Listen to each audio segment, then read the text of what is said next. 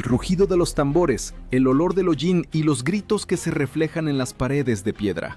Te encuentras al pie de una ciudad que parece inexpugnable y te preguntas, ¿cómo se puede atravesar esta muralla de varios metros de espesor, construida con enormes bloques de piedra? Los romanos encontraron la respuesta, pero el precio de esta respuesta fue tiempo, sangre y una resistencia sobrehumana. Y al final de esta historia tendrás que preguntarte, ¿habrías podido soportar lo que ocurría dentro del ariete romano? Los historiadores escribieron, ya en tiempos del asedio de las ciudades griegas en el sur de Italia en el siglo III antes de nuestra era, los romanos comenzaron a utilizar pesadas construcciones de madera, cubiertas con cuero y hierro. Polibio mencionaba que tales máquinas cambiaban el curso del asedio. Allí donde las murallas se consideraban eternas, aparecía una grieta. Imagina un enorme armazón de madera, cubierto con pieles crudas de toro. Esto no era solo protección, esto era el ariete. Su corazón, un largo tronco suspendido en cadenas que podía acelerarse y golpear la piedra con una fuerza comparable a la embestida de un animal. Precisamente de esta imagen nació el nombre, Aries, carnero, la palabra romana para el ariete de combate. La piel, extendida sobre el armazón, absorbía el olor del humo y del hollín. Las pieles crudas no se elegían por casualidad, retenían la humedad por más tiempo y no se inflamaban por las flechas con brea ardiente. Dentro del ariete, oscuridad. El rugido de los golpes y la sensación de que te encuentras en una criatura viva que respira contigo. César en sus escritos decía que sin arietes las murallas de la Galia se podrían haber asaltado durante semanas, pero con ellos las grietas aparecían ya después de unas pocas horas de golpes. Era un instrumento que rompía no solo la piedra, sino también la voluntad de los sitiados. Y aquí surge por primera vez el término clave, vinilla. Así, llamaban a los cobertizos móviles de madera que protegían a los legionarios mientras acercaban el ariete a la muralla. En esencia, eran los primeros escudos móviles sobre ruedas, hechos para acercar la destrucción. Y sin embargo, ninguna protección podía ocultar la tensión que experimentaban los legionarios. Salir bajo las murallas, escuchar cómo desde arriba vuelan piedras y aceite ardiente, y arrastrar sobre sí una máquina que pesaba varias toneladas. Esto no era simplemente una misión militar, era un desafío al límite humano. Pero ¿qué hacía que los romanos creyeran que la madera y el hierro podían romper la piedra que durante siglos había protegido las ciudades? La respuesta reside en su preparación, y precisamente a ella nos acercaremos a continuación. Puedes escucharlo antes de verlo, el crujido de la madera, los golpes de las hachas, el sonido del hierro contra los clavos. Esto no es un campo de batalla, sino un gigantesco taller al aire libre. Antes de que el primer golpe del ariete resonara en las murallas de la ciudad, los romanos convertían el campamento en una fábrica de destrucción. Aquí nacía la bestia viva, que debía atravesar lo que parecía eterno. Las fuentes informan que tales máquinas se construían directamente en el lugar del asedio.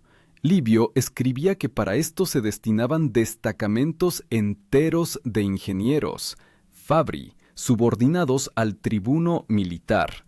No eran guerreros con espada, sino maestros del hacha y la sierra, sin los cuales el ejército no habría podido conquistar ciudades, y en sus manos cada tabla se convertía en parte del futuro ariete.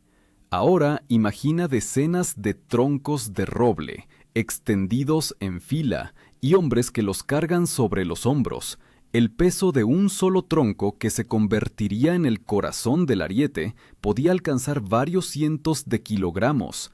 Para suspenderlo en cadenas se requerían poleas y cuerdas, extendidas con una precisión comparable a los mecanismos de las grúas modernas. Este tronco se llamaba Aries, carnero, porque sus golpes contra las murallas recordaban el choque furioso de un animal cornudo. Dentro del campamento, todo estaba subordinado al cálculo. Los hallazgos arqueológicos muestran: los romanos utilizaban ruedas de madera y aros de hierro para que el ariete pudiera rodarse hasta las murallas, pero la construcción misma era vulnerable al fuego. Y aquí surgía un detalle especial: las pieles crudas que ya hemos encontrado costaban caro, y para su entrega se requerían caravanas con provisiones y agua. A veces el asedio consumía más suministros que la batalla misma. En este momento aparece un nuevo término: testudo. Esta era la formación de legionarios que marchaban junto al ariete, cubriéndolo con escudos. Imagina una enorme tortuga de bronce y madera que se acerca lentamente a las murallas. Sin esta pared viva de hombres, la máquina misma no habría sobrevivido ni una hora bajo el bombardeo. Y debes entender la escala. Para mover el ariete se requerían decenas de soldados. Empujaban la máquina, regaban las pieles con agua, sostenían las vigas y mientras tanto escuchaban cómo desde arriba llovían piedras. Sabían que en cualquier momento el techo del ariete podía romperse y dentro se convertía en una trampa, pero aún así seguían avanzando. El historiador moderno Goldsworthy escribía que la técnica de asedio de Roma no era simplemente una copia de la griega. Los romanos la llevaron al límite de la eficiencia. Tenían un cálculo preciso, logística, división de obligaciones. Lo que otros ejércitos hacían por intuición, los romanos lo convertían en un sistema frío. Ahora imagínate la preparación misma para el golpe. Primero los legionarios se formaban en formación defensiva, sacaban la maquinina al pie de la muralla, luego enganchaban el tronco, verificaban las cadenas, y solo entonces los primeros guerreros entraban adentro. Allí estaba oscuro, sofocante, olía a cuero mojado y resina, y cada uno de ellos entendía: no eran simplemente combatientes, eran parte de la máquina misma. Pero incluso con una preparación ideal había un momento de verdad, cuando el rugido del ariete tocaba por primera vez la muralla. Todo cambiaba. La batalla se convertía en una lucha de resistencia. Lo que experimentaban los legionarios adentro en los primeros minutos del golpe. Esa será nuestra siguiente parada. El primer golpe siempre sonaba como un disparo de trueno. El silencio que colgaba sobre las murallas se desgarraba con el rugido seco de la madera contra la piedra. Dentro del ariete todo se estremecía. Las vigas temblaban, las cadenas crujían, y el pesado tronco, como un corazón vivo, se iba hacia adelante y hacia atrás, chocando una y otra vez contra la carne pétrea de la ciudad. Para quienes estaban adentro, esto no era solo un sonido. Era un ritmo que calaba hasta los huesos, convertía la respiración en tirones cortos, y los pensamientos en espera del siguiente golpe. Los historiadores antiguos señalaban que los primeros minutos del ariete eran decisivos. César escribía sobre cómo los defensores de la Galia reaccionaban al instante. Desde arriba volaban flechas, piedras, antorchas con brea ardiente. Todo lo que podía romper, quemar o al menos retrasar el ariete se desplomaba desde las alturas. En este momento los guerreros dentro de la máquina se encontraban en una trampa. Si el techo resistía, continuaban. Si se rompía, todos morían en cuestión de segundos. Y ahora imagina la oscuridad adentro. La única luz son las franjas de humo y fuego que se filtran por las grietas. El aire espeso, lleno de hollín y olor a cuero mojado. Los guerreros empujan pesadas vigas, aceleran sincrónicamente el tronco, y cada golpe resuena como un rugido en sus pechos. Allí donde habrías querido respirar profundamente, los guerreros aprendían a respirar superficialmente para no ahogarse. Esto es el verdadero adversus murum, combate contra la muralla, término que los romanos utilizaban para designar el inicio del asalto. En este momento entraba en escena la figura del centurión. No se encontraba afuera, sino que a menudo entraba dentro del ariete para mantener el ritmo y no permitir que los guerreros perdieran la sincronización. Su voz silenciaba los golpes, órdenes cortas como golpes de martillo. 1, 2, y el tronco golpeaba nuevamente la muralla. En esto consistía la particularidad del ejército romano. Incluso dentro de la máquina, donde parecía que no había lugar para el orden, reinaba la disciplina. Los hallazgos arqueológicos en Jerusalén y Masada confirman. Los primeros golpes de los arietes dejaban en las murallas huellas, como de un cincel gigantesco. Las piedras comenzaban a agrietarse, y los defensores entendían, el tiempo trabajaba contra ellos. Pero precisamente el inicio del golpe era lo más tenso.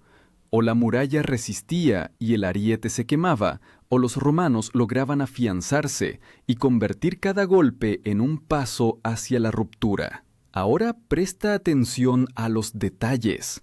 Los guerreros que empujaban la máquina cargaban sobre sí un peso no menor a 20 kilogramos de equipo. Sus corazas, escudos, cascos se calentaban bajo el sol, convirtiéndose en un horno. Bajo el ariete, en la oscuridad, este calor se intensificaba. Y precisamente por eso siempre marchaban juntos soldados con ánforas de agua. Regaban la piel del ariete, daban de beber a los guerreros, apagaban las primeras lenguas de fuego. Sin esta cadena de apoyo, la máquina habría muerto en los primeros minutos. Un nuevo término nace precisamente aquí, catapulta. Aunque las catapultas son un arma de asedio separada, a menudo se utilizaban en paralelo con el ariete. Mientras unos golpeaban la muralla, otros eliminaban a los defensores de las murallas para reducir la presión sobre el ariete. Esto se parecía al apoyo táctico moderno. Sin cobertura de fuego, cualquier ofensiva se convierte en suicidio. Y sin embargo, incluso con apoyo, el inicio del ariete siempre era una prueba. Golpe tras golpe, la piedra comenzaba a ceder, pero los guerreros adentro sentían cada segundo cómo la muralla se resistía. Gemía, pero no se rendía. Esta era una lucha no solo del ejército contra la ciudad, sino del hombre contra la piedra. Y aquí surge la pregunta principal: ¿cuántos golpes se necesitan para que la piedra se rinda? ¿Cuánta fuerza se necesita para convertir una grieta en una brecha? La respuesta a esto residía en la culminación, a la cual ya nos hemos acercado muy cerca. El rugido se volvía ensordecedor. Cada nuevo golpe del ariete resonaba no solo en la piedra, sino también en los cuerpos de los guerreros adentro. Parecía que sus huesos también comenzaban a agrietarse al compás de la muralla. Desde afuera, este sonido recordaba los golpes de un enorme tambor de guerra.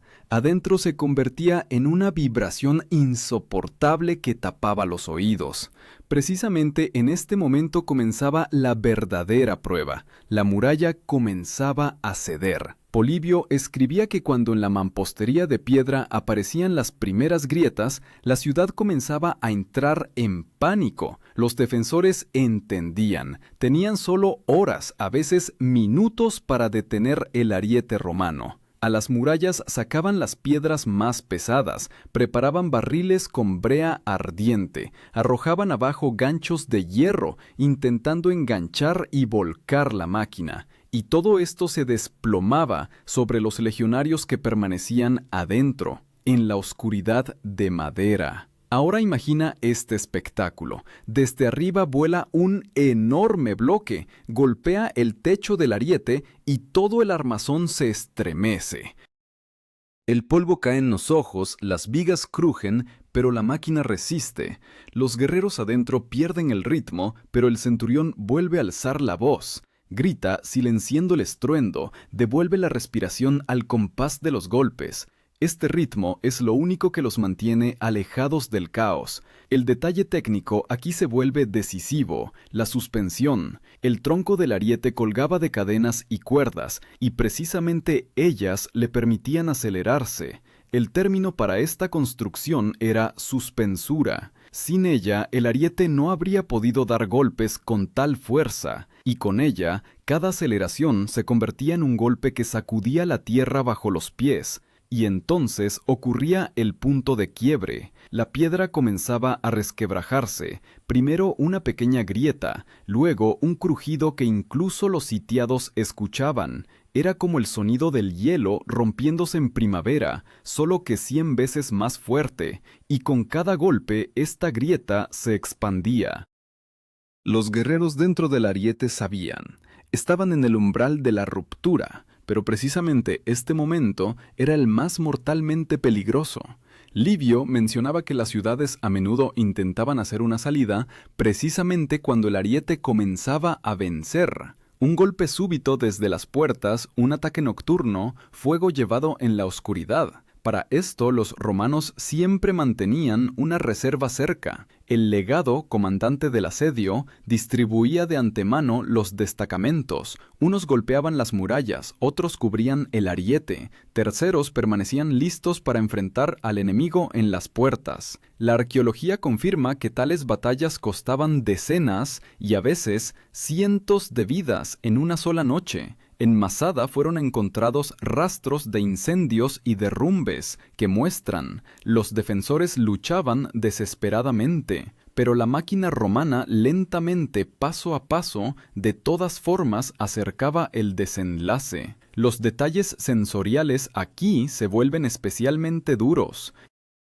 El calor de la brea ardiente, el hedor del hollín, los gritos de los heridos, el estruendo de la madera y la piedra, todo esto se mezclaba en una orquesta pesadillesca. Y los guerreros dentro del ariete sabían, mientras golpean, mientras el ritmo no se interrumpe, la ciudad tiene solo un futuro, la brecha. Y precisamente aquí entra en juego un nuevo término, cohorte. No es simplemente una unidad militar, era la columna vertebral del ejército romano. Cuando en la muralla aparecía un agujero, precisamente la cohorte era la primera en irrumpir adentro, es decir, las personas que acababan de empujar y defender el ariete se convertían en los primeros en tomar la brecha por asalto. La culminación siempre terminaba igual, grito, estruendo, derrumbe. La piedra se rendía. La muralla, considerada inexpugnable durante siglos, de repente se convertía en un montón de escombros, y en este momento toda la ciudad entendía. Después comenzaría lo más terrible. Pero ¿cómo era este final para los sitiados? ¿Qué significaba el desenlace del ariete no solo para la piedra, sino también para las personas dentro y fuera? La muralla no se derrumbó de inmediato. Primero solo piedras individuales comenzaron a caerse, luego una grieta, parecida a un rayo negro, cortó la mampostería. El último golpe del ariete sonó como si se derrumbara la tierra misma. Los bloques de piedra rodaron hacia abajo, levantando una nube de polvo, y de repente, ante la legión, se abrió la brecha. Para los sitiados este era un momento de horror. Para los romanos, la señal para el impulso decisivo. Apiano escribía que precisamente en este instante el desenlace del asedio se volvía evidente. Ninguna ciudad podía resistir si el ariete llevaba el asunto hasta la brecha, pero junto con este momento llegaba también la etapa más cruel de la batalla. Ahora la guerra se convertía en combate cuerpo a cuerpo. Cada piedra, cada fragmento se convertía en arma. Debes imaginar lo que ocurría dentro del ariete en los últimos minutos antes del asalto. Los guerreros que durante horas habían empujado la pesada máquina ahora debían soltar las vigas, salir afuera y ser los primeros en entrar por la brecha. Allí donde un segundo antes escuchaban el rugido de los golpes, ahora les esperaba el sonido de espadas y lanzas. Esta transformación de constructores de la máquina a asaltantes era la esencia de la disciplina romana. Aquí entraba en escena el legado, comandante supremo del asedio. Su decisión lo determinaba todo, si lanzar inmediatamente las cohortes a la brecha o esperar hasta que se asentara el polvo. El historiador moderno Sayer señalaba que tales minutos eran los más peligrosos para los romanos. Un asalto demasiado temprano podía llevar a la muerte de cientos de guerreros. Demasiado tardío permitía a los defensores fortalecer la brecha. Un nuevo término aquí suena especialmente vívido: ordo. Así llamaban los romanos al orden de batalla. La brecha no se podía tomar en el caos. Las legiones se movían en ordo, líneas precisas que rompían los restos de la resistencia. Imagina una ola que se acerca a la orilla, primero estrecha pero densa, y luego cada vez más ancha. Así también las cohortes llenaban la brecha, convirtiendo el agujero en la muralla, en una nueva frontera de Roma. Los hallazgos arqueológicos en Numancia muestran, después de la ruptura por el ariete, los romanos no dejaban nada al azar. En el lugar de las puertas destruidas encontraron vigas carbonizadas y rastros de múltiples cuerpos. Esto significa que la batalla continuaba hasta el último defensor. Y aquí llegaba un momento del que raramente se habla. ¿Qué pasaba con el ariete después de que se hacía la brecha? Permanecía atrás, muerto y quemado, como una bestia consumida. Ya no lo empujaban, no lo regaban con agua. Los guerreros lo abandonaban, como los soldados dejan un escudo en el campo de batalla. La máquina que durante horas había respirado junto con ellos se convertía simplemente en un montón de madera y cuero. Pero precisamente en esta muerte del ariete residía su victoria. Vivía una vida corta y furiosa y moría en el momento en que la ciudad se rendía. Y aquí es importante recordar las cifras. Polibio escribía que durante los grandes asedios, por ejemplo Siracusa, en la construcción de arietes se invertían semanas, a veces meses. Pero un golpe exitoso podía decidir el destino de la ciudad en cuestión de horas. El precio de estos golpes se medía no solo en tiempo y madera, sino en las vidas de cientos de legionarios. Para Roma, el desenlace siempre era el mismo.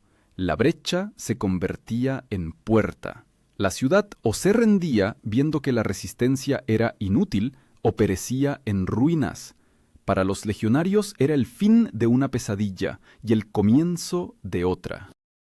Quienes habían pasado horas dentro del ariete ahora debían dar el paso hacia donde irrumpía Roma, en las casas, calles y destinos de las personas. Y precisamente aquí surge una nueva pregunta. Si las piedras cedían al hierro y la madera, ¿qué ocurría con los corazones de quienes se encontraban dentro de esta máquina? Cuando la brecha fue tomada y la ciudad caía, el destino del ariete parecía decidido. Ya no se necesitaba más, y sin embargo, precisamente aquí se oculta la clave para entender la fuerza romana. El ariete no era simplemente una máquina, era un símbolo. Símbolo de que la voluntad humana es capaz de atravesar incluso la piedra. Y en esto residía la lección principal que Roma dejó a los descendientes. Tácito escribía que el asedio, sin ariete, podía alargarse meses, pero con él todo se resolvía en cuestión de días. Las cifras lo confirman. Si un asalto común costaba cientos de muertos por cada metro de muralla, los golpes del ariete reducían estas pérdidas a la mitad. El ariete se convertía en arma del tiempo, se lo robaba a los defensores y se lo regalaba a los legionarios.